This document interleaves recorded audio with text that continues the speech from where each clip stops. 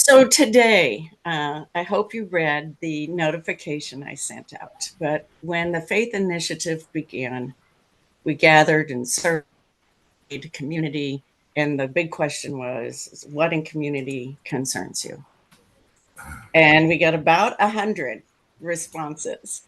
Um, but the biggest numbers settled on 9 particular community concerns. And that's where we started our efforts with collaboration and team efforts working on those. Um, and since not only were those 9 areas focused on to begin with, but we ended up with 30 collaboratives on different topics over these past 8 years. So you're going to be getting, and my technology is not happy with me this morning, even though we're talking about technology.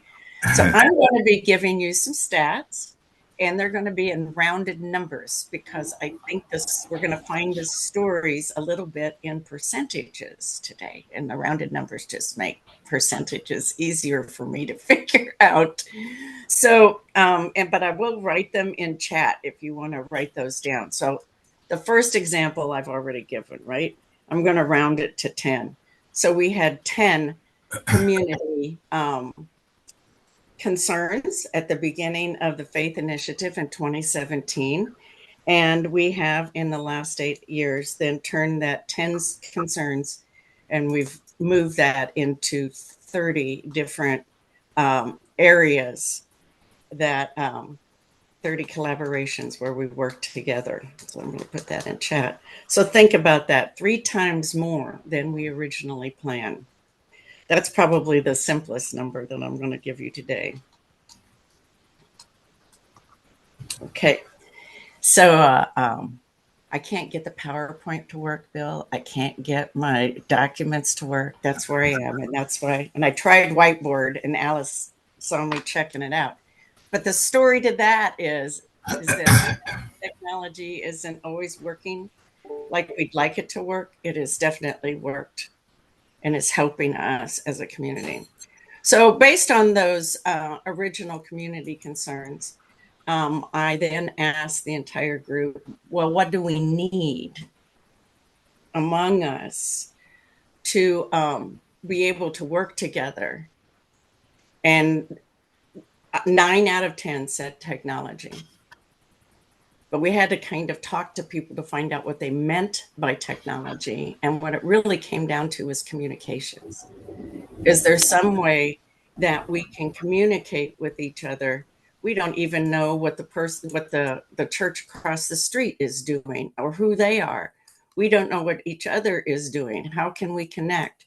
That started, how do we communicate, and how do we get that information out there with easy access to people?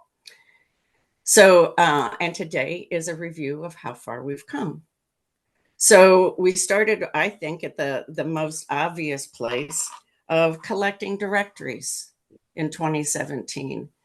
Little ones of 3, faith communities. The largest one we had was a couple hundred through the San Antonio community of congregations.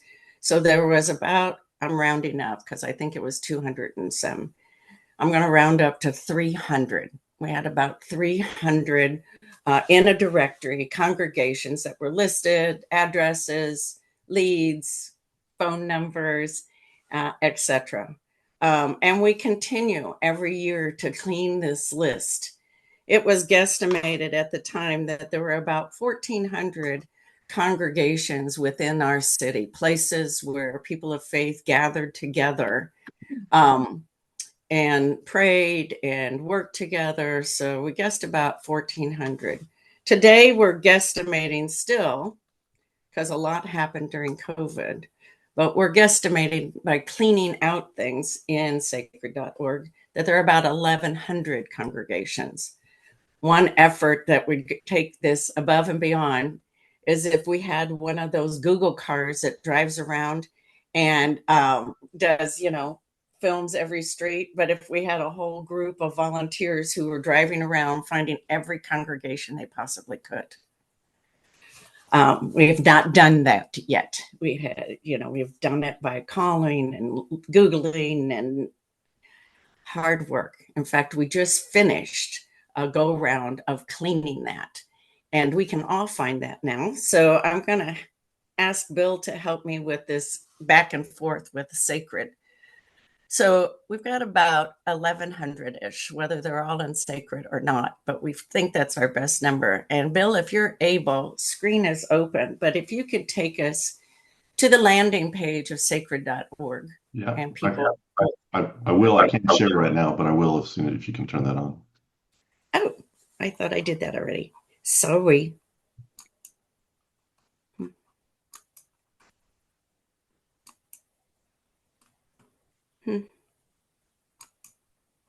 Does it work now? Yes. Okay, I got it. Good.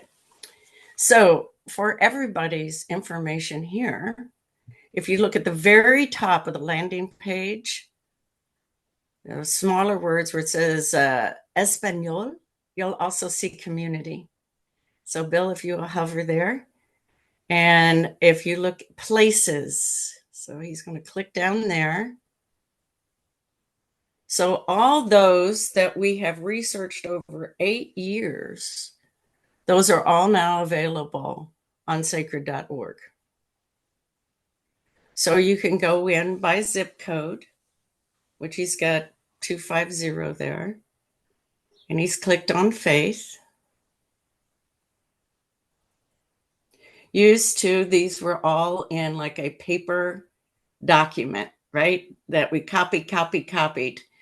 And now, and this was all just updated this past spring by a group of very dedicated volunteers who made phone calls. And of course, on these are just the locations with contact, but where it says see more, you can drop down into any of them, find out what kind of care and services that they give, right? But this particular list is just who's all in this zip code that's among the faith community. We've never had this kind of access to as many as possible, unless when we were a much, much smaller city, right? All right. So thank you, Bill. The next number that I want to give is that among all of those, we started, of course, communicating, right? And in that communication process, we have come to a master network list of 5,000. It's actually 4,800 and something, right? But so we have 5,000 in what I call the network, right? And that includes all of you. And so weekly, one communication that we send out, and this is the one that I think we still need to work on, but it's basically become calendaring. We send out news where we collect from other emails and newsletters that come together. And some of you I know get lots of those, right? But most of us don't. And it also takes a lot of incoming when it comes to our email. So what we try to do on the weekly calendaring, the weekly news, is pull together the efforts and events that are happening across the city that anyone and everyone could attend, and could be on the environment, could be on mental health, all of those community concerns that are important to us as humans. We recently did a survey on those, and over 80% said that this was a valuable resource. Calendaring comes up again and again in different meetings. How can we cross calendar and know what's going on? So that's still an area that we need to work on in terms of technology, but we're getting better at it. And as I said, weekly, hopefully you all get that, but we try to send out a very simple, almost like a menu. So you can scroll through and find the kind of thing that most interests you. You can click on that, you can register, find out the details, etc.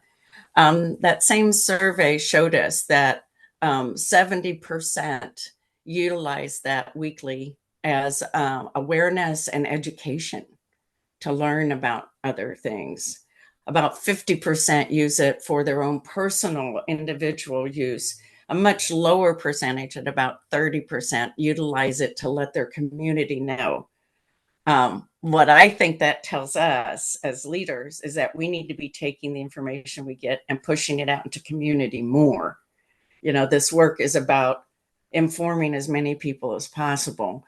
So I think those kind of numbers tell us that we need to be pushing out this information more into our congregations, our organizations, our neighborhood associations. The biggest, again, recommendation from that survey is that we need some place that we can calendar. People are all working on that. And I know that SACRD has heard that before, and I'm not suggesting that we go that route. So, because it's a big effort, but so was SACRD and having resourcing as well. The other things that I want to mention, of that 5,000 in that overall network, we have almost 500 people in this network. So 10% of the entire network are at the intersection network. 10% is a huge number, an important number in community organizing. Tipping points happen somewhere between 3 and 10%. And this group is 10% of the overall. And of that 10%, about 10% actually attend. So we're kind of at that tipping point. So you can see that if we could, and we could do thousands within this network, we can do hundreds within the intersection on Thursday morning. And there's no reason not to. And it comes back again to changing our focus as leaders to, yes, us, but thinking more about we and who all we could be sending this to. I know that lots of times when I send out specific invitations, and people will respond with, and I think there's also within Christian scripture a story about this, but people, I can't come because of this, I can't come because of that. But when invitations are sent out, it's not necessarily about the leader. Who from the team can come? Who relates more to this particular thing? How can you get the information out to a greater number of people? The news that I'm hearing, though, in all of this story is that the 10%, we're at a tipping point, and we need to recognize that in our community.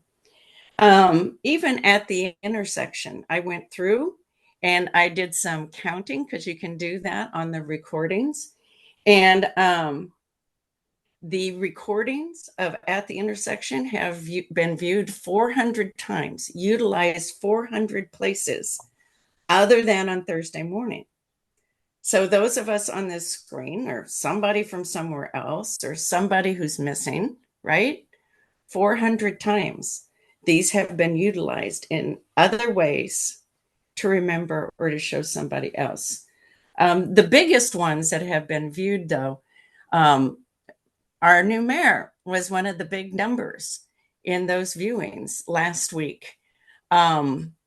Violence, when we have talked about violence prevention, those numbers are higher in viewership. And going back and watching those, it's that kind of information also speaks, I think, to where we place our focus. And because that's what humans are doing, right? They're talking to us. The other, so this kind of goes from those weekly calendaring to our action alerts. And I don't know if you're all on the action alert system, but I'm putting into chat how you get on there. And you simply text compassion to 73224 on your phone. It's free to opt in, free to opt out. That started in concerted effort after Hurricane Harvey. And we realized how much humans want to help, but how much we make it up if we don't know what the needs are. Today, we have 1,000 people in those action alerts, phone numbers. And again, there is absolutely no reason that this can't be tens of thousands. Everything that comes out in an action alert are about human needs.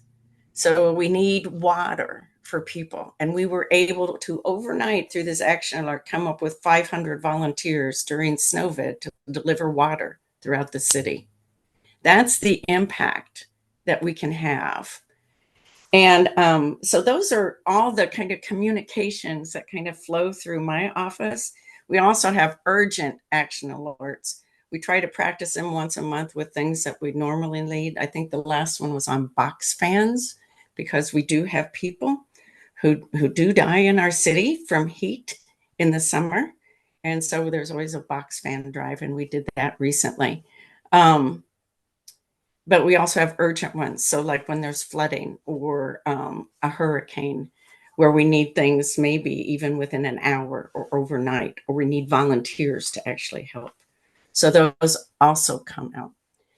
And then, the biggest thing too, and what I like to refer to as the 24/7, 365 compassion in San Antonio is resourcing. So when we talk to community about technology, I don't know, 80% of that is we don't know how to find anything in our city. And I know Bill even tells the story about when he went back to help family out east and he didn't have a sacred.org.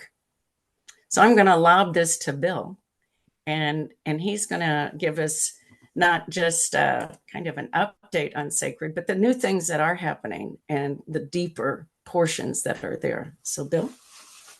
Yeah, thank you. So one of the things that I get to experience as in my job at Sacred is people send me a lot of information, right? So people are like, "Oh, I want to be on Sacred," or "Do you know about this thing?" or things like that. So I'm kind of in this position where people from all over the human service spectrum are sending me information about studies that they're doing, about new programs that they're creating, about collaboratives, and so and this it's way more than I can keep up with, but it goes into our process and gets documented, and the appropriate person within Sacred, whether that be Keith or Arcelis or Alice or whoever is working on that, becomes aware, and then we have these kind of content experts through the thing. But a couple of things that have come up are one, for example, there's a lot of studies that are going on and a lot of investment in kind of understanding need. So one that in particular that just came out that I want to talk about is that I'm just going to highlight very briefly is a study on the IDD and special needs community that was done through a coalition of providers working in the IDD space. So think Respite Care, Any Baby Can, Brighton Center, SA Life Academy, the MAC and Morgan's, or organizations like that. They all came together, and as a coalition, they funded a process to do a study of almost 500 individuals living with IDD and other special needs and disabilities, as well as their caretakers, to kind of understand the challenges that are being faced and what's going on there. So that study is available. It's been released. It's really insightful. More than 1,000 data points of open-ended comments that were taken and analyzed, along with a whole bunch of quantitative data. But and neatly summarized into two lists of the top 10 concerns for individuals under 18 and individuals over 18 in this particular community. So that has to do with IDD and special needs. There's a similar one that was done with mental health resourcing available in the Hill Country. That study was done by a new foundation based in Fredericksburg that covers the 6-county area. That study is not out yet, but it will be out in July. And so there's a lot of this great information that's coming out, not just within San Antonio, but in our region of people that are using San Antonio. So Sacred has been able to take those studies and say, if you have this information, it's great that you created a PDF, and it's great that you did a press conference and you got 15 minutes on the Express News. that works, right? That's how we've always done it. But you put that information into SACRD and you follow it up with dedicated resourcing behind those topics. And now that study that you did, that information that you collected now lives on in perpetuity in SACRD terms anyway, about and is now available to everyone in the community um, widely. Um, so then a couple of things about that we've done with SACRD. So we've that's so one, we take that study, the IDD portal study, for example, and we're able to turn that into a portal on SACRD. So now we can have, we have these multiple portals. SACRD is all about the taxonomy and the categorization. A portal is the way that we really blow that taxonomy up and really dive deep. We have a mental health portal that we launched first in 2021. That was our first go at this, and we redesigned that portal. We're on our fourth iteration of that portal, and I think we finally may have actually got it right. Right. So we continue to update it and modify it and improve it based on feedback. We did the housing services portal in 2024. We're working on three this year. So in 2025, we're working on one around older adults with the SALSA initiative at the Area Foundation. We're working on the IDD and special needs that's funded widely by community with the Texas Cavaliers and the San Antonio Area Foundation and another yet to be named agency in partnership with this collaborative of IDD providers, which is being led by about 8 large nonprofits that work in this space, but will really include every organization that interacts with somebody that is experiencing a developmental difficulty or other type of disability. And then we're going to build a substance use portal. So this is a bit of a pivot off of our mental health need, but there will be a whole portal supported by the city through the opioid funds to help people find resources to help them deal with substance use. So that's all in just a year. So this one thing that we did starting 4 years ago that we've really started to promote and try to come in and has really blown up into that. But I wanted to show you, it's great that we have these lists, right? And it's great that we have all this data, but what is it? But what is it really being used? What's it being used for? So I want to show you a couple of graphs so that we can talk about charts. Now this data is way more complicated than we can talk about in just a few minutes. This is a very brief view of the analytics that SACRD uses internally to evaluate how our data is being looked at and how the data is being used. So I'm not going to dive into it because this takes a couple of hours to go through every month. So we're not going to do that here today. But this is the last 3 months. You can see that that SACRD was used 326,000, almost 327,000 times in 3 months. Now, some of that is not real, right? Some of that is the bots and ChatGPT stealing my data and stuff like that. But this is but if you drill down into this, this is probably and SACRD's anonymous, so this is hard to count, but this is probably about 5,000 people that logged on to SACRD and used it for some purpose. Now, those 5,000 people, some of them were using it for themselves. Some of them were using it to help someone else. So if you say how many individuals actually received benefit from this, again, it's hard to count, but you're looking at probably somewhere on the order of in the neighborhood of say 50 to 70,000 people that receive some kind of benefit. This comes from the collaboratives, right? So the SACRD doesn't deliver service to these individuals. This comes from the organizations that are doing IDD support, the organizations that are doing mental health care, the faith communities that are doing grief support, et cetera. So SACRD is not providing these services. We're just directing people into the collaboratives and into the organizations and collections of organizations that are doing this work. So the other thing we look at is what are people looking at on SACRD? Right here, number one, help pay for housing is the number one search term on SACRD and has been since 2019 when we launched this site. It is always in the top spot. Well, not always. It occasionally swaps between food pantry and help pay for housing, but food and shelter are always the number one and number two slots on SACRD by a significant margin.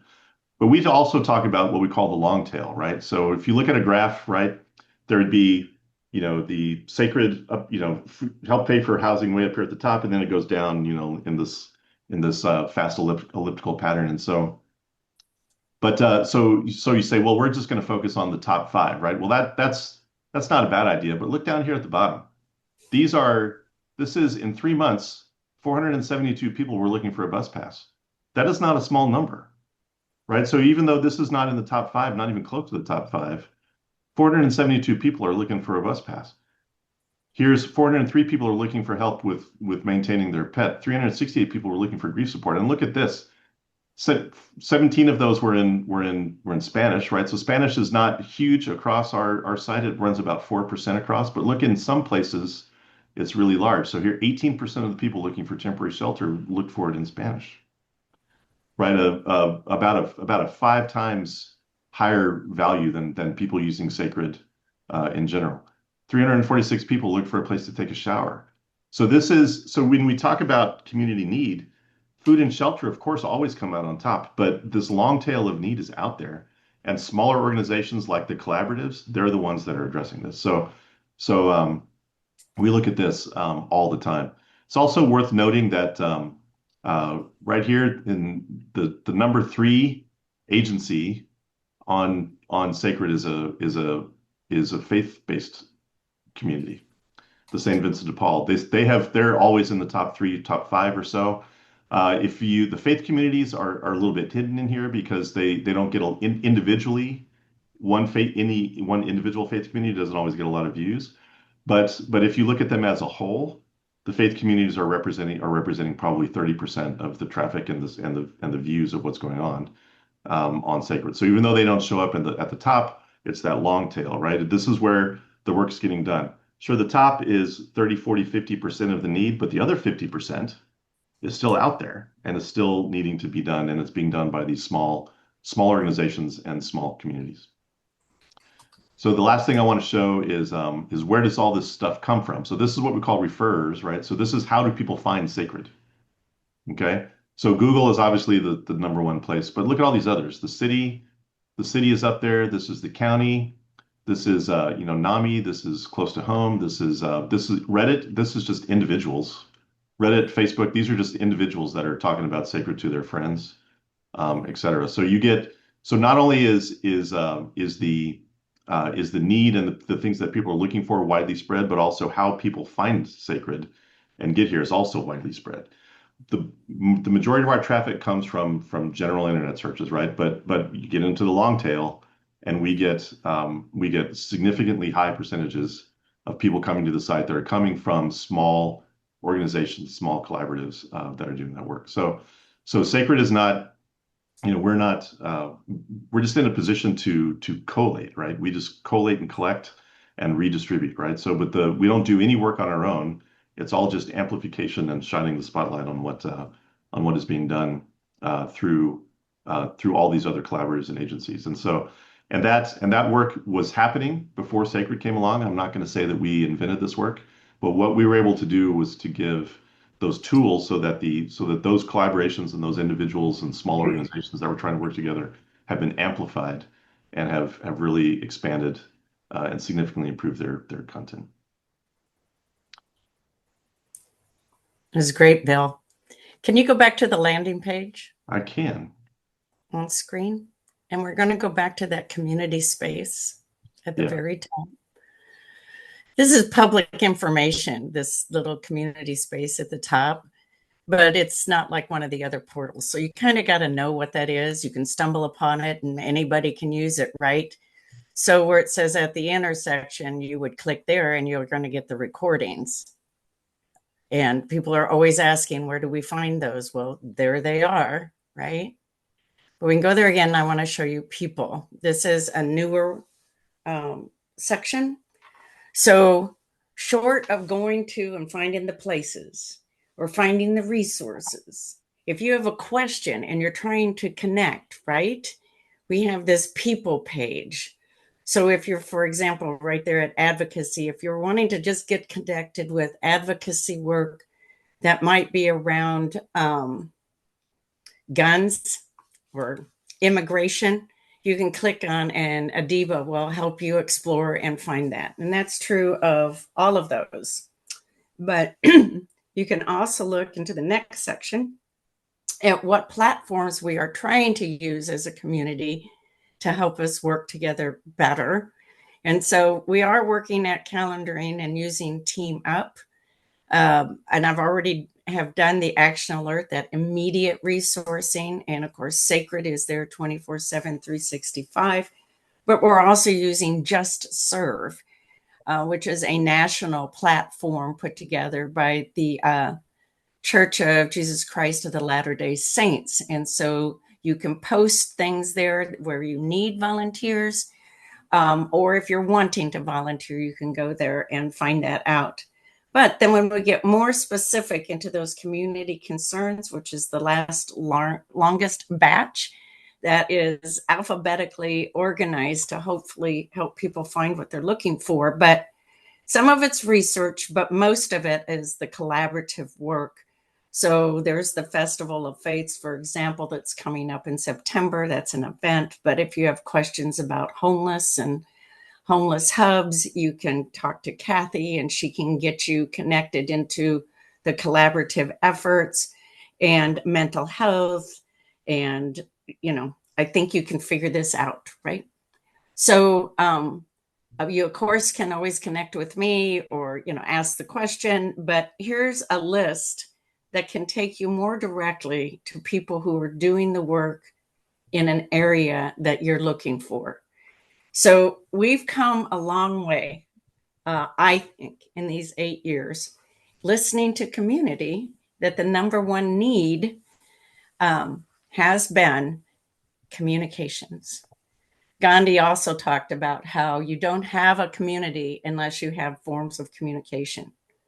You've got to have ways that you're talking to each other. And, when you're a very small community, it might be around the same table. But when you're the 7th largest city in the country, we've had to find other ways, right? And we'll continue to do so. The ones that I've really learned this morning are still looking at calendar, but also social media. So I've heard that this morning, and absolutely another direction to lean. Are there questions and comments at 8:39? We'll want to edit this recording, Bill, and take out like the announcement section, and then that'll make it just on this content. And so people this morning, even if you want to review this with your team of what those things are and where they can find them, that's our hope with the recording this morning. A quick repeat, how do you get to that people of contact page again, the community page? Sure, I'll show you. So you just go to sacred.org. Mm-hmm. Easy to type into any device, and then right here at the top on the menu option, there's community. If you're on a mobile device, this will be under the hamburger button, and you just click community, and then you go to people. Got it. That is so cool. Y'all are so cool. Thank you, Patty. I think you're cool too. But it's helping to then connect the community itself to each other. And again, that portal is, that little spot is open, but it's not like one of the main tabs because, it's just not. Other thoughts or questions? Beverly, your hands up. This is just amazing. It's just amazing work that you've done. Tell me how it's best, because now that I've seen how much you pulled out, I know that we have worked with you guys in terms of a specific topic, but now that I see where you are from now, there may be different ways for us to, if we're trying to get something out. And I guess I'm not quite sure. I have a question, but I'm not quite sure how to formulate it. It's about reach and how best to do that, because I was literally thinking, are there ways for us to put you on, because I'm not a technology person, but where we want to drive people to you as well on our social media. Are there ways for us to do that as well? Because we got a newsletter that goes out every week, and the numbers of that is really high. But I'd like for people to just, we're not charging on anything, but maybe we could put a page in there, that says, for resources, because you're an electronic you're like an electronic phone book, for lack of a better word. So how can we sponsor or do something like that? Because I know sponsoring a page didn't necessarily result in what we needed, but what we're trying to do is to just make sure that your resources are known to everybody. So it's kind of the reverse. You understand what I'm saying? Yeah. I absolutely do. Okay. So I get we can have this conversation offline, but you're a resource, and that's what we want to make sure we're getting out to people so that they, so that's what I'm saying. Yeah, one of the things, I mean, if you look at all of the work, in one sense, we're a network of networks, Yeah, right? network of networks, yes. But how do we even leverage that more? Right. I remember after Dream Week this past year, I don't even remember where we were at, but Show, who leads that, he said, you know what we need is like 70 people. I think that was the number he used, but that we can call, that we're connected to, like the strongest network of networks. It's not just one network of, like how do we put people together when there's a really strong need? How do we rise up as community? I don't know that answer, but I mean, SACRD came out of a question. And so now we have another question. So we can do that, but how No, with intent, right? that is so important because actually, when Show came to me, because we do one of the major sponsors of Dream Week every year, and he was saying, Beverly, how do I put this? How do we make this, available to everyone? And kind of, he goes, I want to try to create this electronic thing. And I immediately said, Show, do not do that. What you need to do is to get with Bill Neely, and we can help sponsor you to do something with him because he's running SACRD. So again, to stop the duplication, I told him, stop that, go to Bill. Stop that. Yeah, stop that. Go to Bill and you guys figure out something and then come to me with what you might need in terms of some funding. So I hope, did he come to you? Did y'all Not say? yet, but I'm gonna send an email right now. Okay, good. But how do we leverage, right? How do Right, we? but how do we leverage? Very good. Very good. Let me talk to that just a little bit because I think, because the point you're trying to make is, how do you get awareness out, right? And so Right. when we think, so we talk about the networks, right? And in network of networks at SACRD, when we talk about reach from the beginning, we had a two-pronged approach to build SACRD. One was content, the other was eyes, right? So build the best, greatest content you can and get as much on it. And we had people, their only job was to make sure that the content on SACRD was accurate and easy to read and formatted properly. So content is one. But if you write a great book and nobody reads it, big deal, right? So the second is eyes, right? So how do you get people on the site? And so we had an equally large contingent within SACRD designed to promote the site. And even though it's a digital platform, it's very much an in-person, face-to-face kind of knowledge transfer. We went out into the community. We started doing training sessions. We do Zoom calls every month. We have, in the 5 years since we've been doing SACRD, we've run our SACRD 101 45-minute training call. Many of you have been on it, but we've done that. I guarantee you, I've done it at least 150 times. And Alice does it, now, and we're working on developing new content. But we go out in the community, 5, 10, 12 people at a time, and tell them about SACRD. And you tell a social worker about SACRD. That social worker tells 10 people that they're helping. You tell a pastor about SACRD. The pastor tells the church secretary, who really is the one that does all the work, right? And so but the point is that this is a face-to-face, one person at a time transfer of information. And the ones that stick, I get one social worker to commit to using SACRD, and then I've just extended the benefit of the platform and the connection to all of your services to 50, 60 people, right? So, but I got to get that one social worker. And so the emails are great, links are great, but what I've also found is when we start talking about that long tail, right? You can't just send a link to sacred.org and expect people to do the work. If you've already done the work and said, I know that if to use sacred.org to find help with food assistance for a shut-in senior in this area of town, I've done that work on Sacred and I found the page on how to do that. So every search, every time you come up with a solution on Sacred, the URL for that page is unique and repeatable, which means that once I see something on Sacred and I found the thing I'm looking for, then I can copy that URL and it will transfer to anyone else that clicks on that URL will get the exact same thing I'm looking at. And so do that. So instead of sending links to sacred.org, send the deep links, right? Say if you're looking for food in 78233 and you're over 65, here it is. This is the answer, right? And so now that is not wide reach, right? You can't send one email and get 500, 600 people, but you send one email, you get 20 people. Emails are cheap, right? And not everybody's going to read them, by the way, right? So I get 30% open on my emails from my news list, but it's never the same 30%. And most people read every fourth email that I send or so. And so I'm not trying to send a lot, but the ones I am trying to send, one, if you're going to open it, I want you to be able to make sure that one, it's got one, maybe two items in it, because I'm not going to read more than that. And I'm giving you about 15 seconds to decide if I'm going to read the third sentence.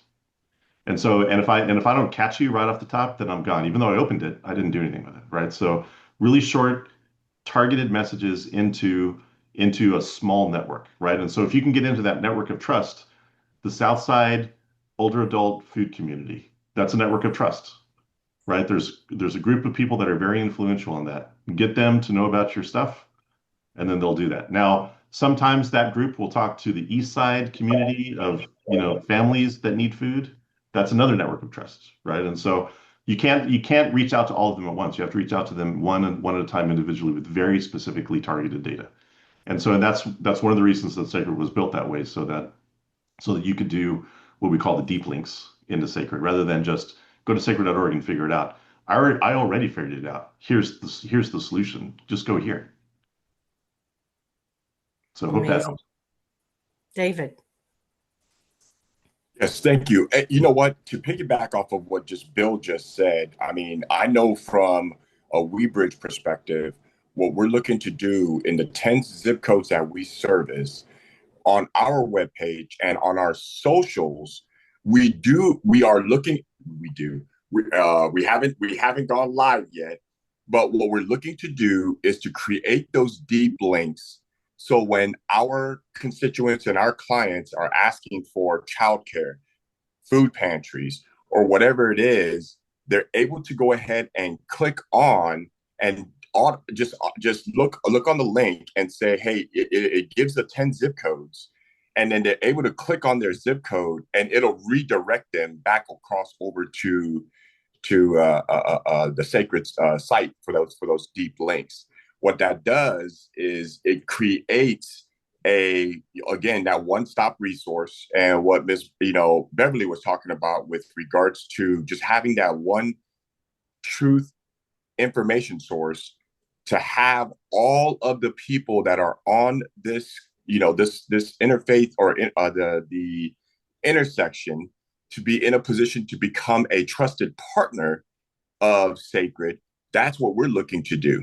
And we are looking to go live with that here within the next, I think it's going live on Monday, where on WeBridge's socials, on our webpage, on Instagram, on our Facebook page, that's what we're looking to do. And if everyone else on the intersection would speak to their organization and tech groups to go ahead and create these links back across to Sacred, that also takes our trusted network and widens that reach that Sacred would have. So, it's just a thought, something that we're looking to do, and we look forward to, continuously helping our clients, in a place where, Bill and team is doing such, wonderful work already over at Sacred. So that's, David, you just, as in which I'm so totally not surprised. That's ingenious what you're doing. But Bill, that's what I'm talking about. So it's like, I know y'all, we still deal with what's because bottom line, I don't want to duplicate anything. I just really want to keep multiplying as a whole force, multi-force generator, just multiplying good work that people are already doing. the key problem is making it accessible. Yeah. We are still dealing with, during the summer, we're doing this large youth program. We have 225 kids that we're working with. And what's amazing is as we're working with their parents and really trying to also build the skills of their parents, which is really needed, what I'm finding is, they rely on their children to find things. So the QR code thing, I think is a great idea. I find it very, like I said, I'm just trying to make sure that we can break down things to its least common denominator, particularly for older folks in general who aren't sitting at Yeah. they're great. They have their phone. That's their technology device. They're not necessarily going to a computer. But I want to be able to, like I said, give out your information and have people access it. So ways to do that would be very helpful. Yeah. Yeah, thank you for doing that. Yeah, you're right. There certainly is a digital divide that we're keenly aware of. We're a fully digital service, and so we've built things into the platform so you can print out individual pages, and so you can move to paper when you need to. But we all know paper is, it doesn't last longer than a couple of days, if even that. And so, so it's tough to do. We think a lot in terms of, like access points, right? So if I don't want to use the internet or a digital device myself, if I don't feel like I can, or I just don't want to, then how do I benefit from a digital service, right? And it's usually like an older adult's probably going to go to a child or a grandchild. The senior centers that are run by the city have a pretty wide reach. They're very geographically distributed and have a very wide reach and a big draw in the communities for individuals that can get there. And so we've done training there. The public libraries are another place. I hear this rumor. I'm not going to say this is official COSA policy, but I hear this rumor that the only thing you can print for free at a library is a page from SACRD.org. And so, but now don't go tell the mayor that, right? But that's, this is what I'm told by people that told me never to tell anybody. So so those types of things are designed to those access points. Now it's not as fluid as just bringing up sacred.org on your phone and searching, right? But if I don't have that skill or the desire to do that, then this is, where can I get that access point? Where I can get something on paper or something that I have. So we've tried to build that into Sacred, but it is very much that is a complex problem that does not have a simple, obvious solution. And even if you do kind of old media advertising, like if we did, like there's a printed volunteer guide that's coming out through the older adults, through the salsa community, that is going to be places for older adults who want to spend time volunteering. Which is a key socialization point for older adults to keep them out from becoming, stuck at home and to keep them active. As they get a lot of additional time. And that's going to be on paper, right? And that makes perfect sense. You want that on paper, right? With phone numbers, right? But even if I give you a phone number, what are the chances that a small agency that's chronically underfunded is going to answer the phone? So it's just a matter of preservation of our missions, right? That we just can't. Those pipelines and those channels are just fading, and so we do our best to try to maintain them, but it is difficult. And then maybe this is one of those things where we need to look at agencies that only have a part-time receptionist that answers the phone and say, look, you gotta find a solution for this. So what is the solution? What's the sacred.org answer the phone solution for every small agency and faith community in the city? It's not automated attendance. It's not leave a message, we'll call you back. Right. So what is that? How can we solve that? Right. There's another initiative in the older adult community called I forget what it's called, one number, one something, but it's essentially they want one phone number that will coordinate every ride for seniors and older adults in the city. So there'll be one phone number that you call. Anywhere you live in the city, whatever kind of ride you need, you get one phone number, and then there'll be that person will answer the phone, and they'll be able to do kind of a clearinghouse operation across all the different rideshare services to find the one that meets your need, schedule your ride, get payment done, handle it right there. So what's the answer to that across across housing support, across food needs, right? How do we get one phone number, 311, 211, those are attempts at that, but they're not really focused on, on infrastructure reimagining, right? They're focused on serve one individual client at a time. But how do we come up with a solution that's not digitally based that gets you into the kind of information that SACRD is able to do for the people that are digitally based? I don't know the answer to that, but so it's a problem looking for a solution.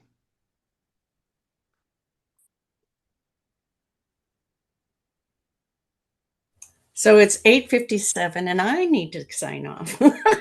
We've gone over, but it's been great conversation and I think it'll help us move forward, right? Just keep asking the questions and exploring them. And I'm just grateful to this community that we've come so far together. We've done it together. And we really, really have. And so thank you all for your contribution to that. And get the word out, all those different ways that we're talking about. And we'll just keep striving to meet those communication needs to connect us as community. So thank you. And we will see you next week. Bye-bye. Bye. Bye.